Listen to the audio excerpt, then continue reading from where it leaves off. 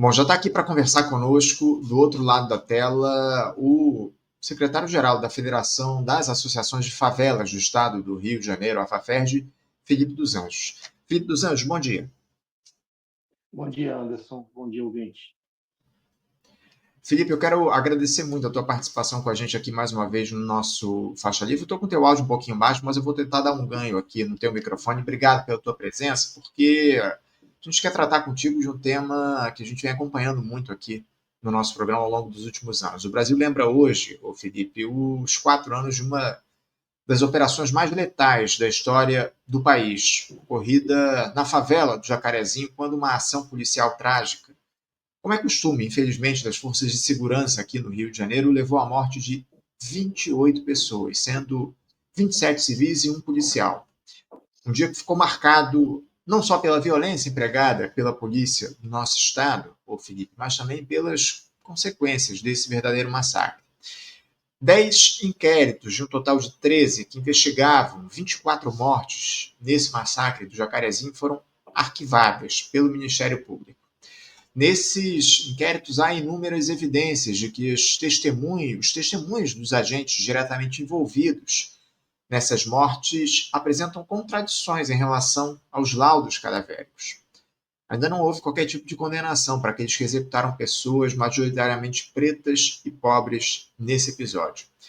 Felipe, mais uma vez, a gente tem acompanhado de perto contigo aqui ao longo desses últimos 4 anos os desdobramentos do episódio criminoso e a responsabilização dos envolvidos. E eu queria que você nos dissesse, por favor, como é que as instituições lidam hoje com essa chacina do Jacarezinho? Por que ainda não se fez justiça para aqueles que foram executados pelos policiais, muitos a sangue frio, em barracos e becos na favela da Zona Norte aqui do Rio de Janeiro?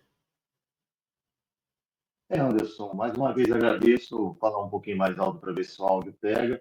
Isso é um reflexo dessa política de segurança pública, Anderson, que a gente vive. Você mesmo aí introduziu muito bem que são 28 mortos, incluindo o policial que morre nessa ação. Inclusive, é uma operação que é característica do Rio de Janeiro, né? E de outras forças policiais também pelo Brasil, de uma forma a polícia militar, que é a operação de vingança. O policial é assassinado, perde a sua vida no confronto, né? O que a gente lamenta muito. O policial é um operador da segurança pública, um trabalhador, embora muitos companheiros da polícia não se vejam como trabalhadores, como, né, membros da classe trabalhadora, como um operador ali da segurança pública. Muitos também estão lá, não entendem segurança pública como direito, infelizmente, mas a gente da FAPERJ, da Federação de Favelas, não coloca o policial como nosso inimigo, nessa linha de inimigo, né? Até porque a gente precisa de polícia, a gente precisa de segurança pública, é um direito nosso também. Nós, das favelas, né, periferias, pagamos uma carga tributária altíssima e a gente reivindica também direito à segurança pública, direito à saúde, enfim, segurança pública também é um direito e nós pagamos por isso, temos direito como contribuinte e como cidadão. É uma operação completamente desastrosa, onde a vida de um policial é perdida, mais uma vez eu destaco aqui, uma operação de vingança, e que se a gente agora, né, 4 anos depois desse massacre, dessa operação, a gente for avaliar a questão da segurança pública no Rio de Janeiro, ela piorou, ela é pior. E a segurança pública, do ponto de vista técnico, ela também é uma sensação, Anderson. Vai aí na rua, anda pela rua e pergunta à população se ela acha que nesses últimos anos, com essa política de enfrentamento, com essa política de massacre, se a segurança pública do Rio de Janeiro evoluiu. Nenhum cidadão carioca acha que a situação está melhor agora, com esse tipo de política, né? Então, a conclusão ela é óbvia, Anderson. Essas operações de alta letalidade, essas operações que não são respeitados os direitos do cidadão, né? Onde a gente vê claramente sinais de execução, não adiantou nada. E aí eu vou puxar mais uma vez. Hoje a gente tem a leste tomada pela extrema-direita, de alguma forma, né? A população carioca foi às urnas, elegeu um governador de extrema-direita, elegeu um alerge de extrema-direita, que é a maioria. Muitos deputados da alerge são ex-militares, são ex-policiais, são membros das forças de segurança pública. E a pergunta que eu faço à população é: mesmo com uma alerge, com tanta gente da segurança pública, com tanta gente da extrema-direita, o governador da extrema-direita operando massacres e mais massacres, a vida da população carioca melhorou? Não melhorou. Esse tipo de debate que a gente faz no Congresso Nacional. A gente tem diversos membros do Congresso Nacional que foram da Polícia Federal, são general do Exército, policiais militares, policiais civis, delegados eleitos, deputados federais do Brasil afora. Bancada do Rio também tem o seu. Esse pessoal está contribuindo em quê na conta? Esse pessoal está ajudando em quê a melhoria da segurança pública aqui no Rio de Janeiro? Em absolutamente nada. Recentemente, a gente viu uma cena lamentável de um policial federal chamado Hugo Gilvan da Federal, um indivíduo nefasto que fica andando com a bandeira do Brasil no ombro, e discussões, xingamentos, uma baixaria no Congresso Nacional que esse cidadão promove, inclusive vai ter um mandato suspenso agora. Mas se você for avaliar um cidadão que é um policial federal, não apresenta nada para a segurança pública, nada. É uma gritaria no Congresso Nacional, um bate-boca que esse pessoal da extrema-direita promove para alimentar sua bolha, sua rede social, e nada é feito na questão da segurança pública, Anderson. A gente precisa tanto de um debate qualificado. Sem dúvida alguma, é fundamental que haja um debate qualificado a respeito desse tema, e é justamente para isso que a gente está aqui, Felipe, porque a chacina do Jacarezinho, ela, acima de tudo, expôs de forma trágica a lógica da guerra às drogas, entre aspas, aí, adotada nas periferias do país, especialmente aqui no estado do Rio de Janeiro. Esse episódio promoveu, Felipe, algum tipo de mudança na política de segurança pública no estado do Rio de Janeiro, ainda que você tenha antecipado, de alguma forma, a tua resposta, dá para identificar desde a chacina do Jacarezinho até aqui, ou seja, nesses últimos 4 anos, algum tipo de mudança na política adotada para a segurança pública aqui no nosso estado? Nenhuma, Anderson. Nem, infelizmente, até mesmo com a chegada do governo Lula, né, no governo federal, não é novidade, nossa instituição, a FAPESP, Federação de Favelas, é uma instituição que milita à esquerda, nós não somos neutros, né? Não acreditamos em neutralidade na política, isso não existe, nós temos um lado, nós não somos ONG, somos uma instituição com mais de 60 anos atuando aí contra a violência nas favelas, contra as remoções, enfim. Apoiamos o governo Lula, o governo de coalizão, mesmo com o governo Lula, né, que é conhecido pela capacidade que tem de negociação, de conciliação. A gente vê que o Rio de Janeiro está numa situação ainda muito complicada, né? E interlocução também com o Cláudio Castro aqui é quase impossível. Nós, da Federação de Favelas, apesar de sermos oposição ao Cláudio Castro, fomos oposição ao Witzel, fomos oposição ao Cabral, a gente não se furta de fazer o debate político. Na urna, a gente foi à urna, perdemos na urna, não apoiamos nenhum desses candidatos, mas estamos aqui, nós temos proposta para o Rio de Janeiro, proposta de segurança pública efetiva, uma proposta que ouve o cidadão, né, uma proposta implementada de cima para baixo aqui no Rio de Janeiro, ela nunca vai dar certo. Isso você pode ter certeza, Anderson. Nenhuma política que é implementada goela abaixo do cidadão, ela não vai dar certo.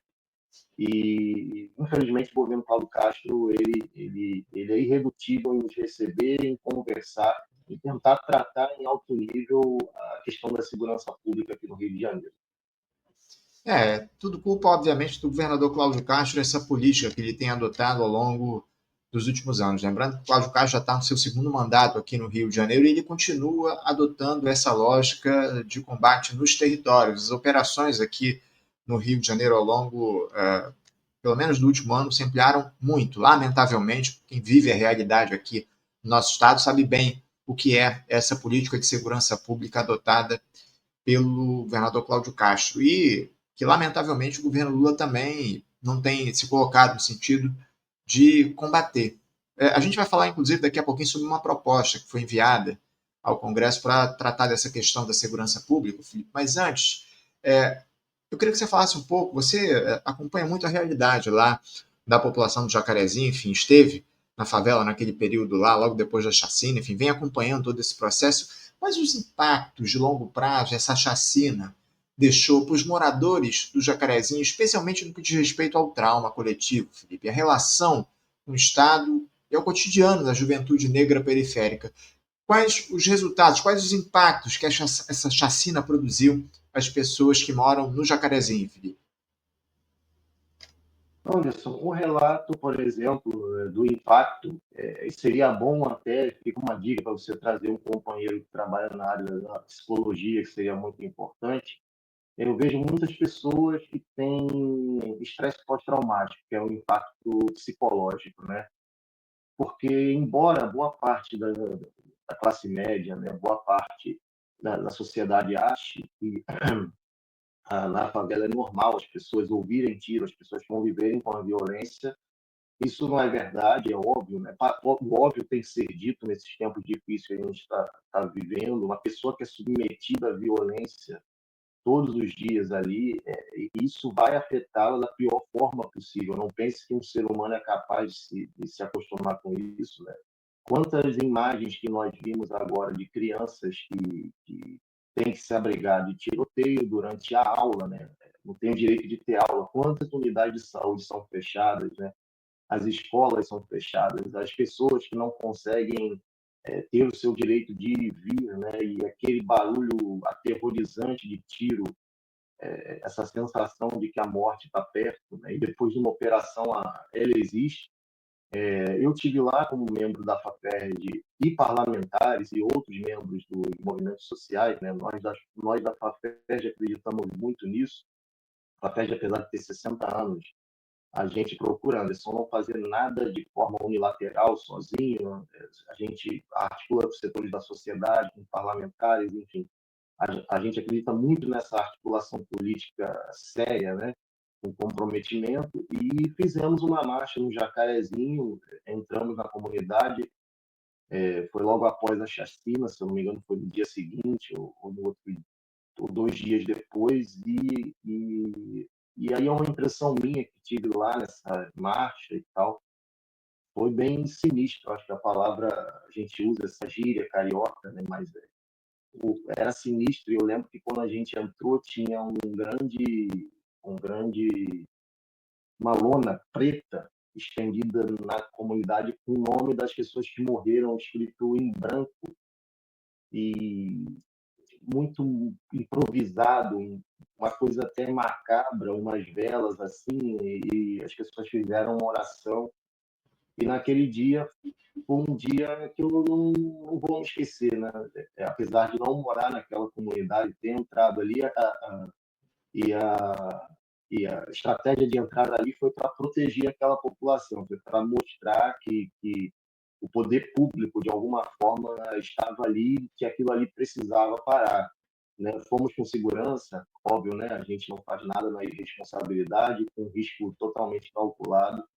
Fizemos aí, naquele local, um lago que tinha, enfim, não sou morador, não conheço tanto a comunidade, a gente adentrou bem, acendemos velas, fizemos uma oração, e foi um silêncio perturbador, assim, que tomou conta do local, dá para perceber pessoas emocionadas, algumas refletindo, né? E foi assim o dia que a gente teve lá nessa mobilização. Foi bem macabro até a expressão, o meu sentimento foi esse.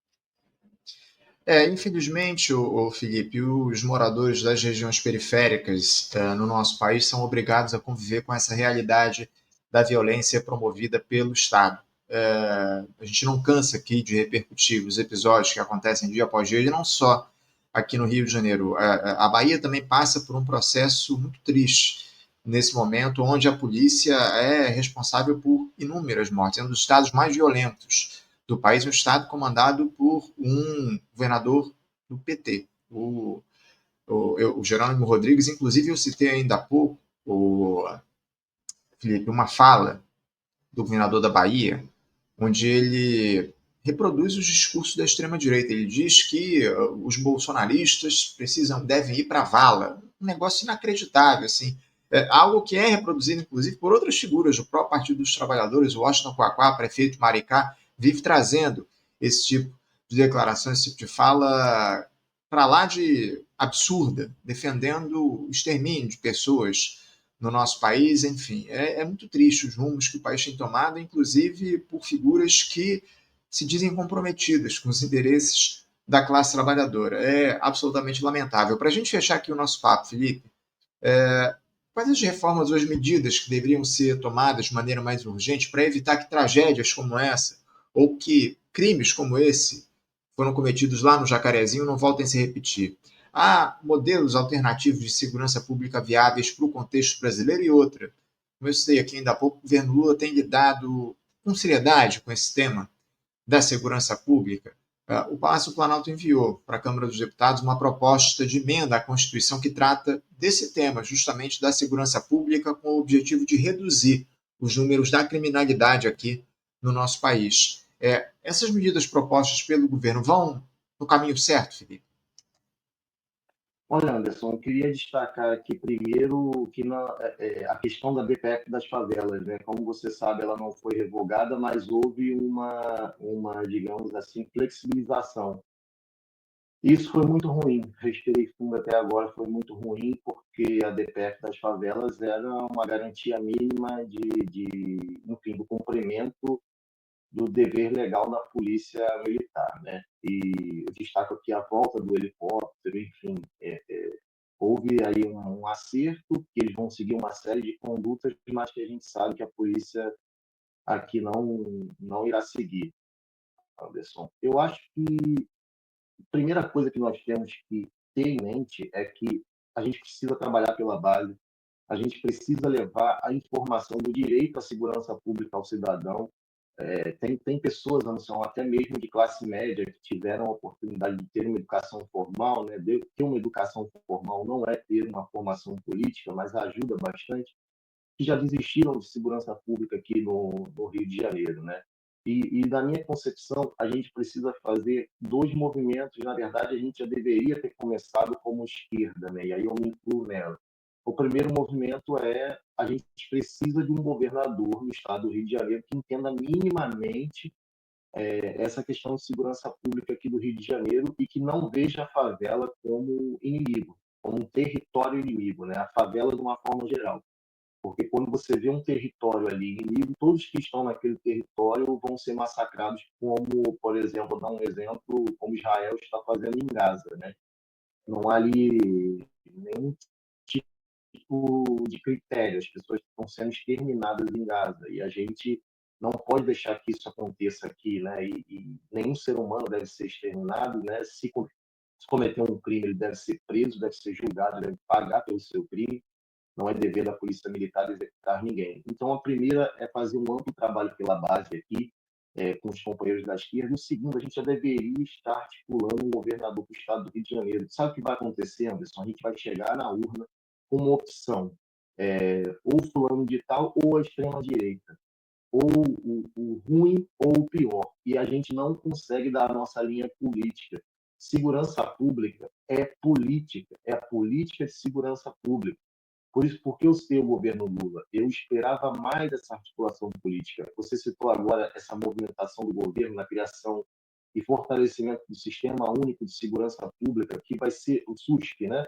Uma das medidas é a ampliação disso, que já está previsto. Eu acho muito bom. As forças de segurança elas precisam se conectar. O problema aqui, Anderson, ele é complexo, ele tem uma raiz política e que precisa ser resolvido de forma política. Precisa que os verdadeiros responsáveis pelo aumento de criminalidade sejam responsabilizados. A gente, por exemplo, tem umas forças armadas que há pouco tempo tentou dar um golpe no país, mas o responsável pela circulação de armas explosivos no país também as Forças Armadas, junto com a Polícia Federal. Está na hora da gente cobrar os superintendentes da Polícia Federal e generais do Exército a sua obrigação, são servidores públicos. Se o servidor público ele tem a atribuição de fazer o controle de armas explosivas no país, como é uma revista do tráfico, tem um fuzil de última geração no alto de uma favela, tem alguma coisa errada. As pessoas que estão ocupando seus cargos precisam ser cobradas. E você citou bem, Anderson, agora você deu um exemplo que é de muito valor para mim, que estou vendo o caso de perto, que é o governo da Bahia. A polícia hoje que mais mata no Brasil, recentemente, não sei se mudou, é a polícia baiana. E a polícia baiana está com o PT. E lá, por que essa matança toda? Por que ocorre? Porque o crime ele tá se expandindo para o Nordeste. Há uma briga de facções no Nordeste pelo poder ali de disputa do tráfico, facções que são aqui do Sudeste. E a sensação que eu tenho, Anderson, é que o crime avança, avança e a gente retrocede. E eu fico muito triste quando eu vejo uma sessão do Congresso Nacional, acompanho quando posso, eu sou trabalhador também, preciso cumprir minhas horas de trabalho, né? Não sou um militante, enfim, profissional, sou secretário-geral da FAPERJ, mas sou trabalhador, preciso manter a FAPERJ, é uma instituição sem fins lucrativos, enfim, mas eu fico decepcionado nas sessões do Congresso Nacional, porque volto aqui mais uma vez, aquele povo são delegados, são militares, são bombeiros, são de todo tipo de operadores da segurança pública, se tornaram deputados federais, e não é possível que a gente não melhore a segurança pública. E se não melhora é porque esse pessoal está lá, não está tratando de segurança pública. Você vê que é um verdadeiro caos, uma discussão, e não tem uma direita. Então, para finalizar aqui, eu acho que para o Rio de Janeiro, para o momento, para o extremo agora que a gente está vivendo, e com essa flexibilização da DPF, para agora, para mim, não vejo solução. Eu vejo que a gente tem dois movimentos, que é fazer pela base, que é a FAPERJ e os outros institutos vêm fazendo, os companheiros da militância, que é conversar sobre segurança pública, mas a gente precisa ter uma proposta para a urna, uma proposta de quem vai comandar a segurança pública no Rio de Janeiro. Nós vamos agora armar a Guarda Municipal. Né? E, Anderson, infelizmente, se você andar pelas ruas do Rio de Janeiro, conversar, eu que estou vendo, não tem uma pesquisa, está quase meia-meia. O Felipe, parece que agora sim, voltou aqui a tua fala. É um negócio, é uma É situação, a quase, gente tem. é Sim, quase meio fica a à vontade. meio, meu amigo, porque assim, é desesperador, as pessoas estão desesperadas, os índices estão aumentando, as pessoas querem uma segurança. E mais uma vez eu venho aqui falar que isso é uma armadilha, isso é uma grande armadilha que a gente se meteu nesse debate de segurança pública. Porque essa extrema-direita que está aí, eles querem isso. Eles querem criar dificuldade para vender facilidade, é uma estratégia antiga, tumultuar o debate da segurança pública. Então, a gente precisa, de alguma forma, se livrar de debates inúteis, né? Nossos parlamentares não caírem em provocação, e aqui embaixo a gente precisa estar organizando um movimento. Isso, e pressionar, por exemplo, o Ministério Público. Anderson, agora a gente tem uma notícia aqui do Globo.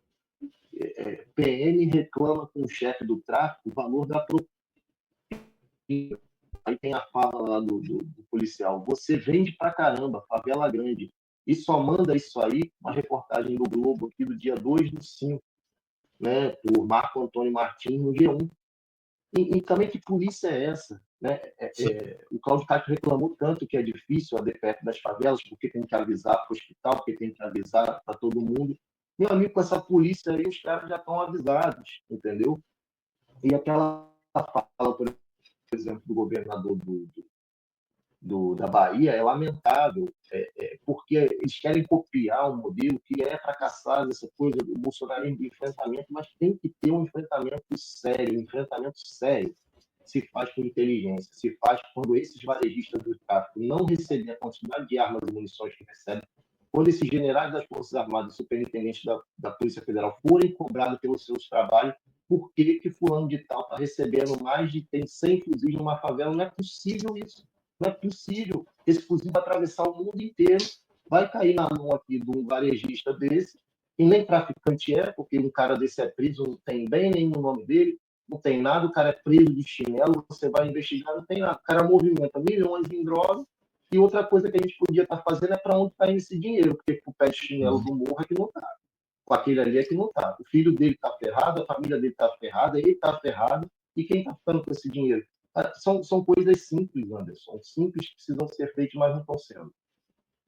A esquerda, infelizmente, se perdeu no debate da segurança pública aqui no país ao longo dos últimos tempos. É isso que a gente observa a partir dessas últimas atuações aí de figuras do nosso campo nessa discussão. Felipe dos Anjos, eu quero agradecer muito a tua presença aqui, quero registrar mais uma vez a importância da gente lembrar todo ano essa chacina do Jacarezinho, essas 28 mortes aí que foram produzidas pela ação trágica da Polícia Militar aqui do Rio de Janeiro, na favela aqui da Zona Norte do nosso estado, e a gente espera, acima de tudo, que haja punição aos envolvidos e que uma nova política de segurança pública seja adotada no sentido de preservar a vida dessas pessoas pretas e pobres que moram nas regiões periféricas aqui do nosso país e que sofrem, via de regra, com o horror promovido pelo Estado brasileiro, das mais diferentes formas. Nesse caso, a partir da violência estatal, a violência armada produzida pela polícia nessas localidades. Obrigado mais uma vez, Felipe. Te desejo aí uma ótima terça-feira na medida do possível. Deixo meu abraço.